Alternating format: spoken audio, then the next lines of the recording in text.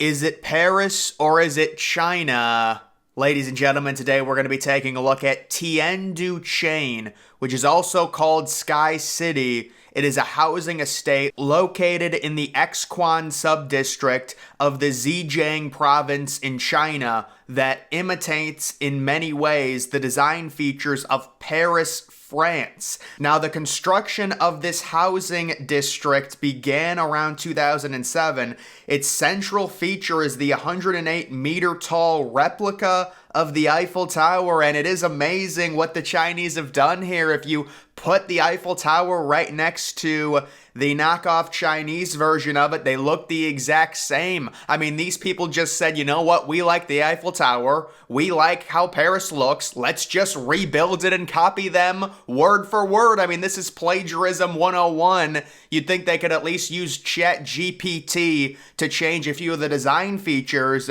But it really is remarkable, opening in 2007, and it can accommodate more than 10,000 residents. The initial occupation was low, with an estimated 2,000 people living in the development by 2013, leading some to label it a ghost town. By 2017, its population has grown to 30,000, and the development was expanded several times. So yes, this was originally considered a ghost town, and there were several big stories that were done in 2013. It had about 10% total occupation, but since then it has seen a significant revival.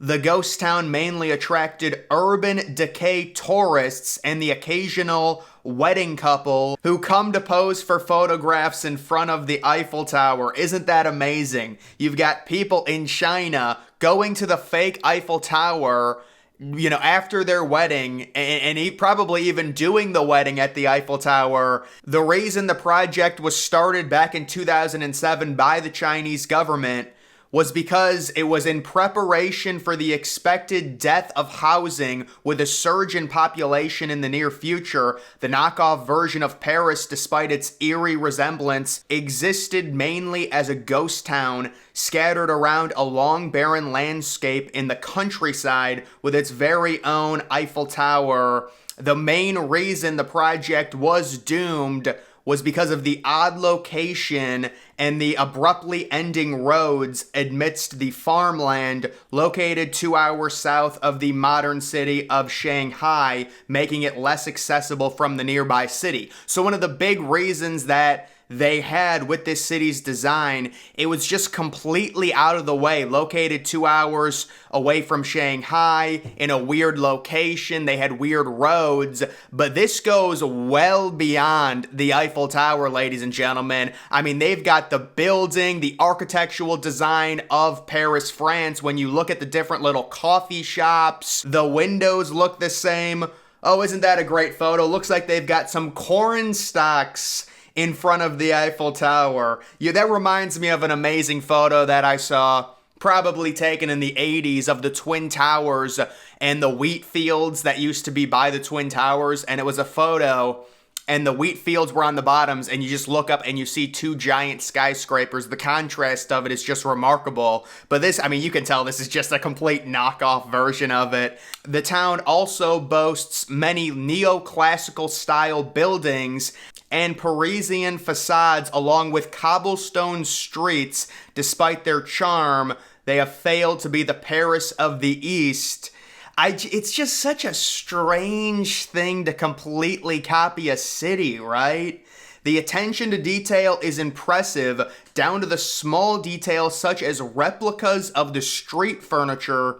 The garden surrounding the Eiffel Tower is littered with people selling dumplings in place of baguettes. But this article was from a few years ago. I believe it has made a bit of a comeback as the Paris 2.0 that it is. It's just something I thought that was unique to look at, that they actually built a replica Paris. I mean, look at all of those housing developments right there, folks. You can tell those are definitely Chinese, apartment duplexes, whatever you want to call them, single bedrooms. They build those things up all over the place. I saw a photo of Hong Kong, 1965 versus modern day. It is crazy. It's apartment building on top of apartment building on top of apartment building. they're not even skyscrapers, because with skyscrapers, you can tell by the windows if it's a skyscraper. These are legitimate apartment buildings. And that's what those look like as well. You can see under the Eiffel Tower, just the contrast of it really makes for an interesting scenario. This, I mean, listen, imagine you put up a poll or you asked someone, where is this located?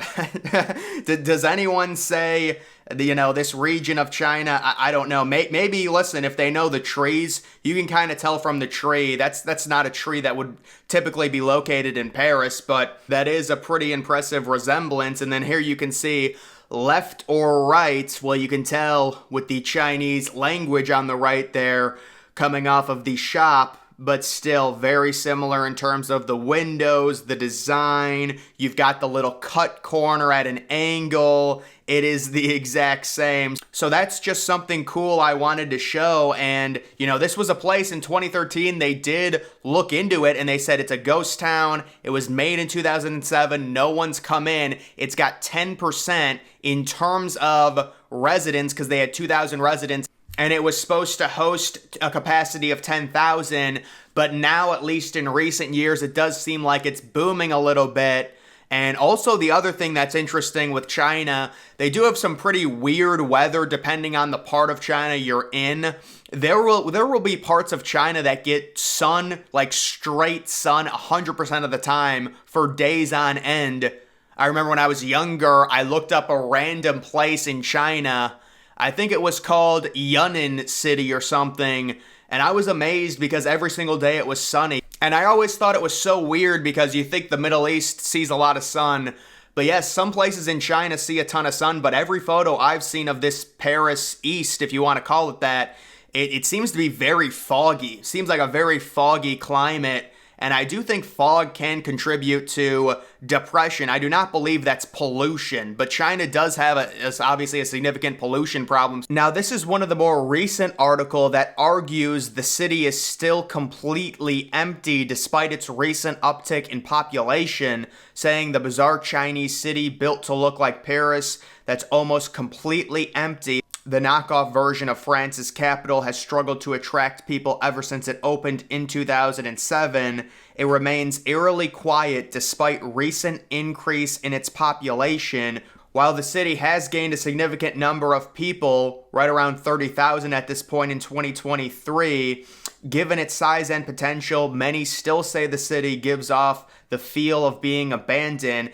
And I could understand that from the sense that they're designing a city that's supposed to have a lot of bicyclists, a lot of foot traffic. It's like you're taking another culture and you're importing it into China, and the Chinese people are not going to act the same way. There's not going to be as much foot traffic. There's not going to be as much commotion on the outside of these shops. The Paris 2.0 is also surrounded by industrial and commercial cities, as you can see in the photos, perhaps explaining why many have opted to skip living there. There's also another issue. Because of the industry, visitors have reported finding themselves enveloped in thick clouds of smog from neighboring districts. Wow. So that is smog from other districts around the city of Paris 2.0. So they've created Paris 2.0, but because of the other districts located around China that let off a lot of pollution, it's infected their air. Oh my goodness. So guys, that's just kind of a sad story. This has kind of turned a little sad here at Paris 2.0. Guys, that's going to do it for this video on the Paris East, Paris 2.0.